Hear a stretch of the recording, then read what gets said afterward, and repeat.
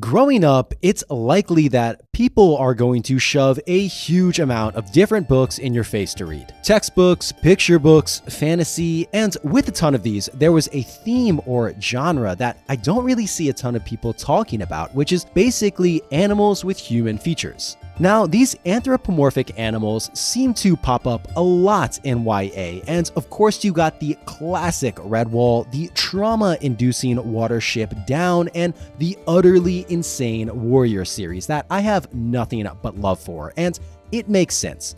Everyone loves animals, and in a weird way, they can almost be more relatable than humans, right? But what happens when these grow up? When they get a little grittier, a little more mature, and a little more nuanced?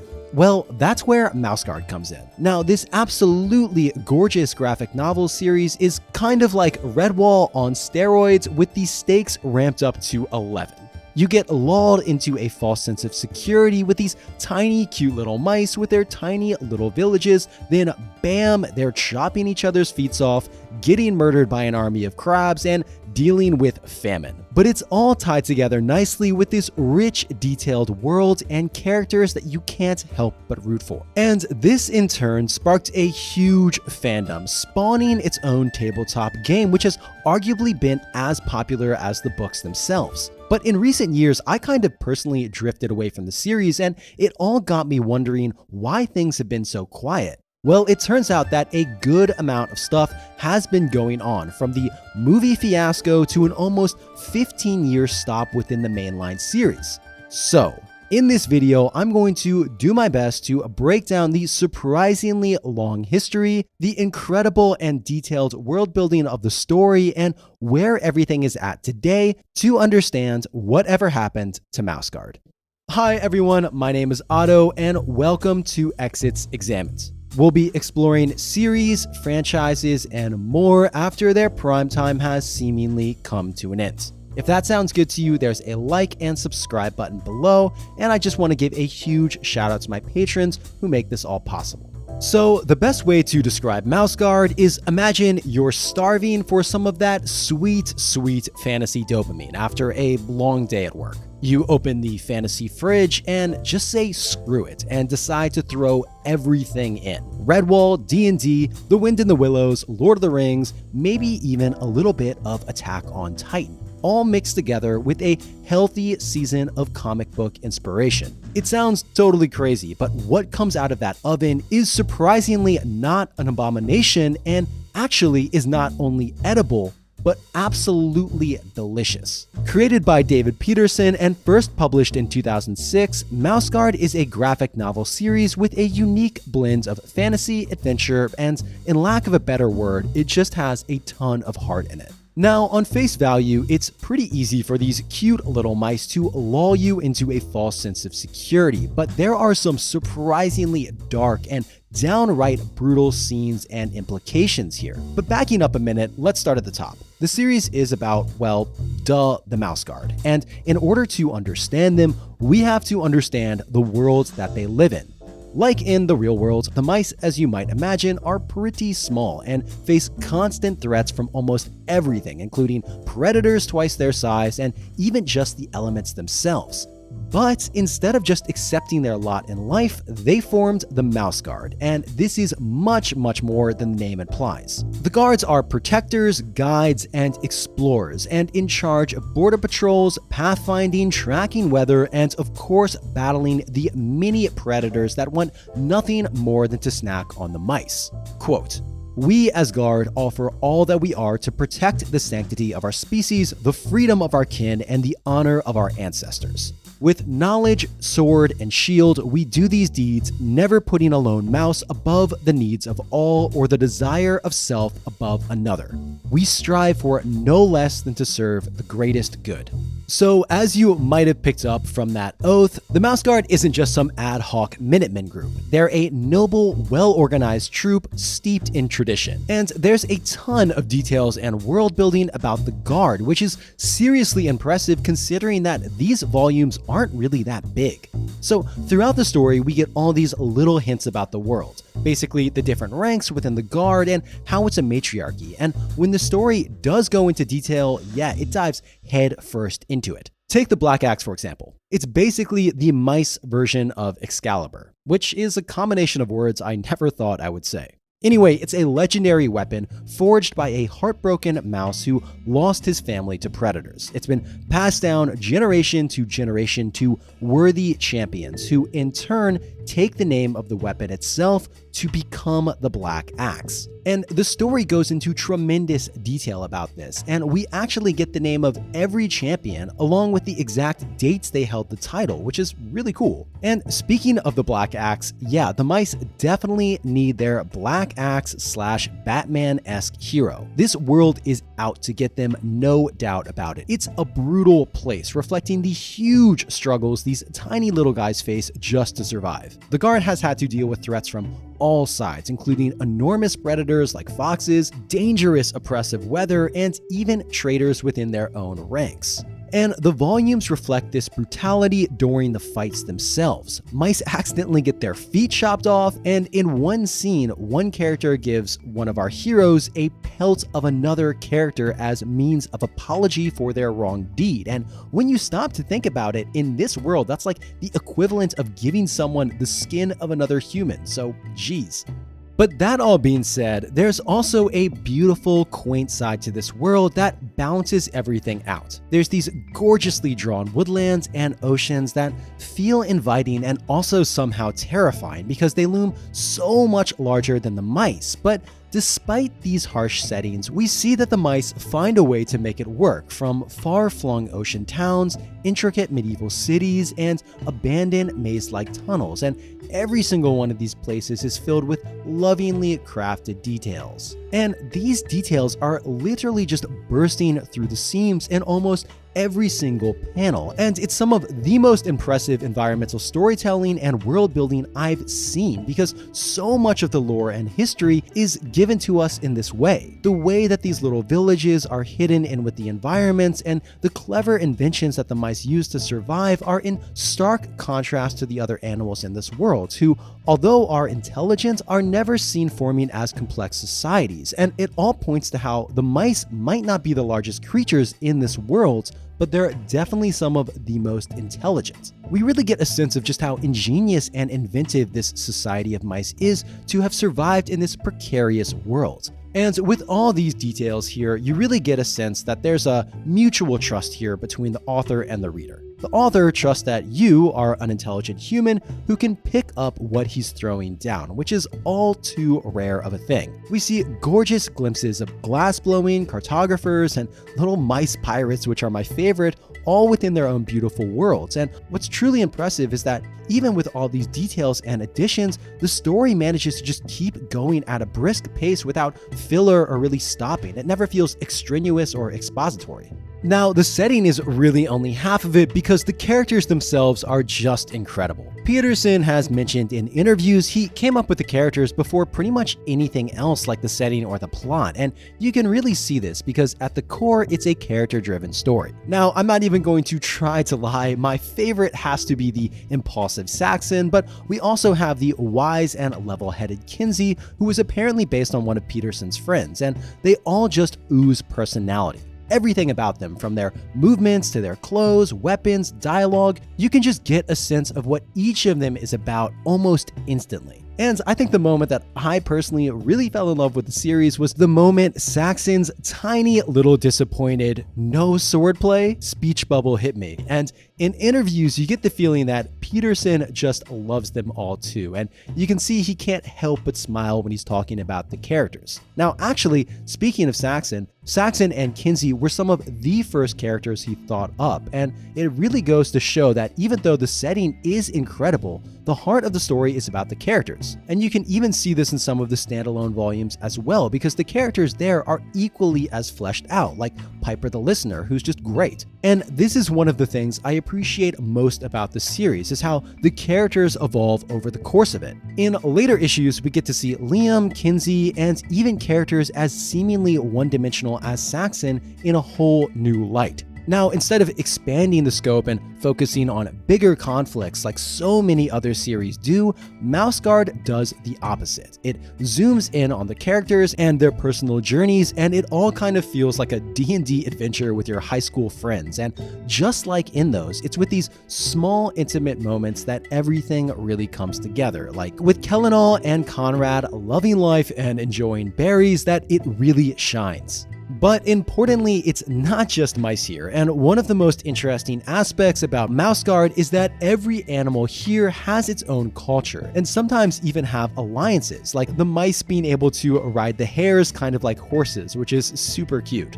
But crucially, I mean, here, they're all given their own languages, their own culture, and really motives, and this is all in stark contrast to something like Redwall, where the weasels, ferrets, and rats are all intrinsically bad. But as I mentioned before, the other animals absolutely tower over the mice. Like, I cannot stress this enough. It's like Attack on Titan. These poor mice are struggling against insurmountable odds. But really, that's kind of the point. And that's really where some of the central themes of Mouse Guard revolve around, which is summed up quite nicely with the beautifully simple phrase, quote, "It matters not what we fight, but what we fight for," end quote. These small and seemingly helpless mice are a great little metaphor, because in the words of David Peterson, everyone feels like a little person sometimes, or that the circumstances are just larger than you can handle, but with grit, ingenuity, and determination, anything is possible, which is a really nice message. Now, all of this is reinforced by some truly incredible artwork. I've already rambled about the details, but oh my god, the atmosphere. It's just so thick and uses color and texture that really helps sell the world. When the characters are in caves or fighting the elements, everything feels incredibly oppressive and foreboding, and the mice are almost swallowed up by the backgrounds. And on the opposite side, when we're in more safe and cozy environments, the colors are more warm and inviting. And don't even get me started on the action scenes. The artwork is incredibly dynamic, and you can really get a sense of the stakes and action within each frame. One of my favorites is the face-off against the owl, and everything here is so much larger than the mice. The snow, this massive owl, and it all just really sums up the entire series really beautifully.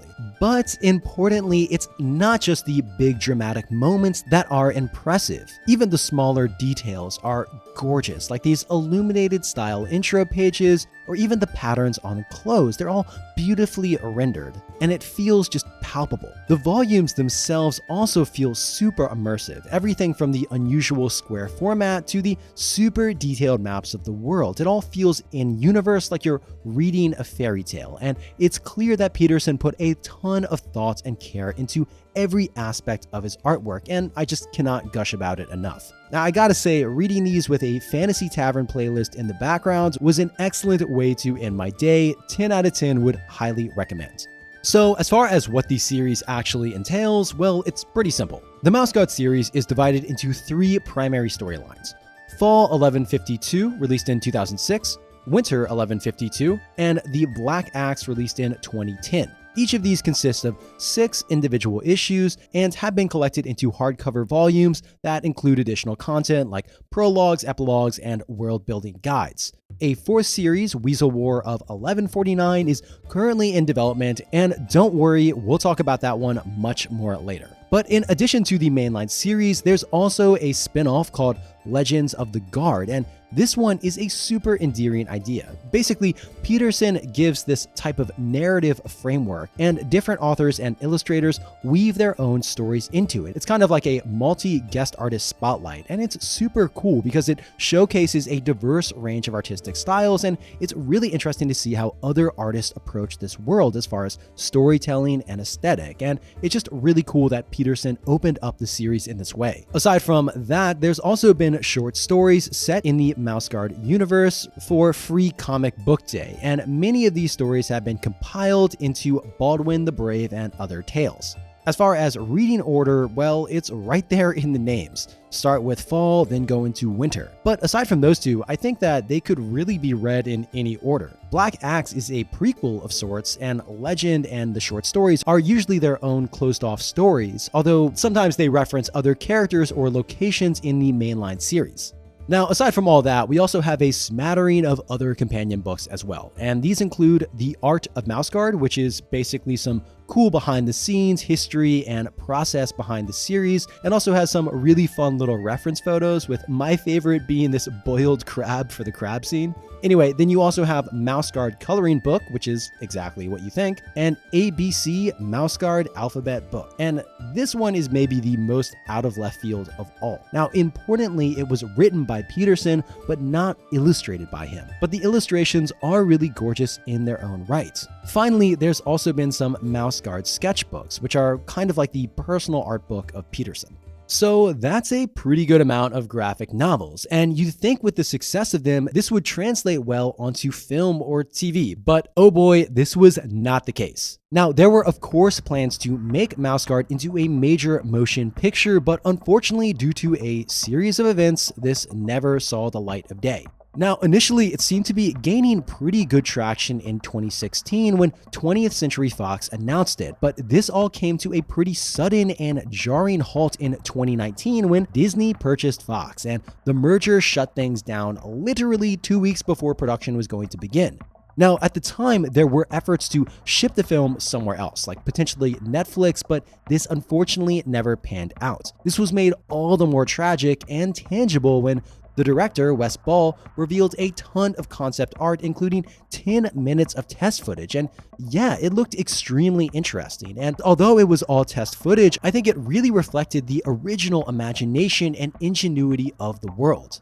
Now, interestingly enough, this might not be the end, because as recently as March, Bell was quoted as saying that he still really hopes that the project might happen one day, so there might still be steam behind this. So, although that was kind of a failure, on the more successful side of things, one of the most notable adaptations is actually a tabletop role-playing game, and I think it's a pretty great fit for the universe. Basically, you take on the role of a Mouseguard, and as you'd expect with one of these, the character creation is pretty in-depth, where you can choose your characteristics, like skills, your place of origin, and even your mentor. The box and rulebook are really gorgeous too, with everything from the paper to the typography obviously just being crafted with love. That all being said, there's a lot to learn here, and the combat can feel a little bit stiff at times. But beyond the fighting, the conflict system opens up a world of possibilities. Basically, battles aren't just battles. It could be arguing, giving speeches, and even just getting from A to B, which is a perfect fit for the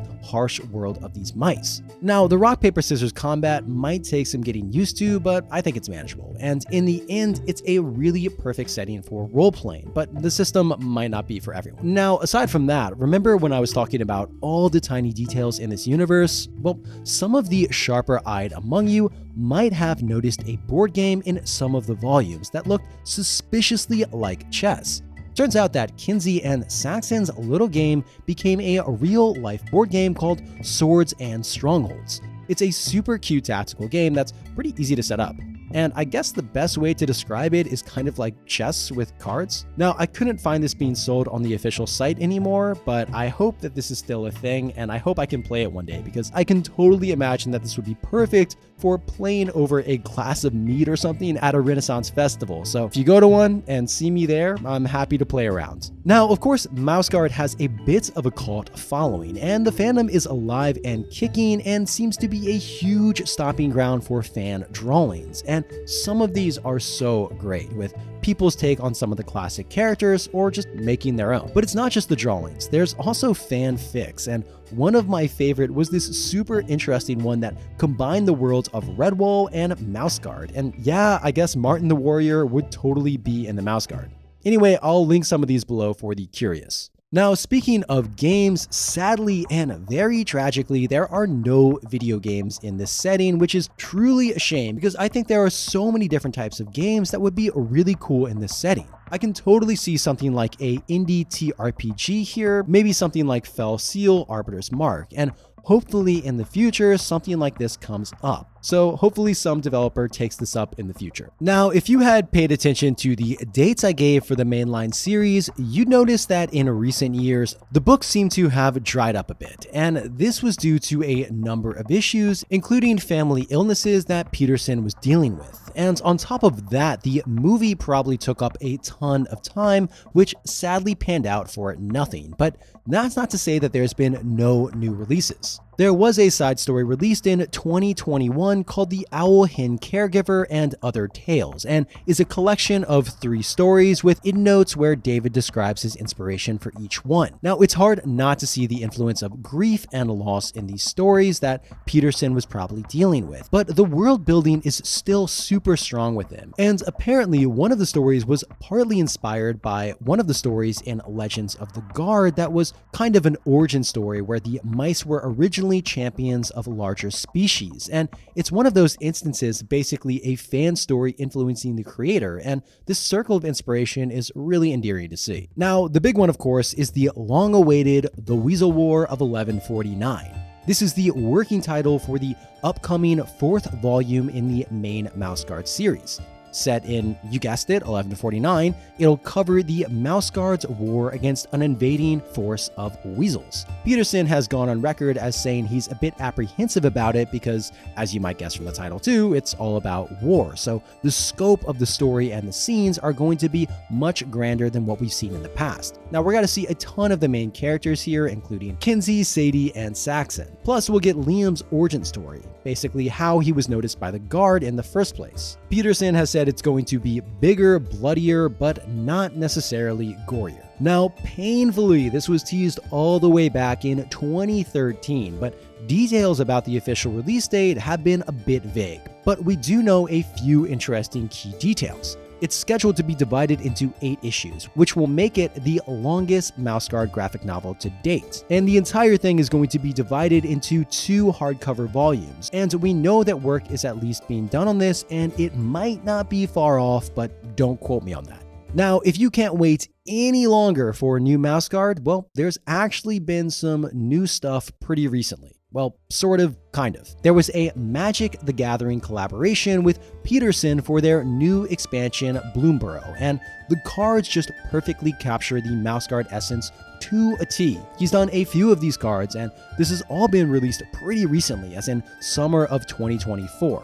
There's been 5 in total, so hopefully this can scratch that Mouse Guard itch while we're waiting for Weasel War. So all of this has got me wondering why Mouse Guard has had such a die-hard fan base over the years, even though it's slowed down considerably since it started all those years ago. Well, jaw-dropping art, detailed world building with environmental storytelling, and memorable characters aside, I think the general premise is just so relatable. The mice in this world are, in the words of Peterson, the ultimate underdogs, and persevering in this super unforgiving world despite the odds is something that I think everyone can relate to. If you haven't checked out the series yet, this is an easy recommend if you like fantasy, Redwall, or graphic novels. So one more time, remember that it's not what you fight, but what you fight for. Thanks so much for watching. I really appreciate all the support as I'm getting this channel off the ground. I want to give a huge shout out to And I also want to give one more huge shout out to my patrons who keep this channel alive. If you're interested in becoming one, please check out my link in the description below. As always, if you have any suggestions about what you want me to cover on this channel, please let me know in the comments. It's always really cool to hear what you have to say, and I've learned about a ton of new series, including Mouse Guard. Mouse Guard was actually a suggestion by one of my viewers, so please keep it coming. Anyway, thank you so much. I'll see you guys next time.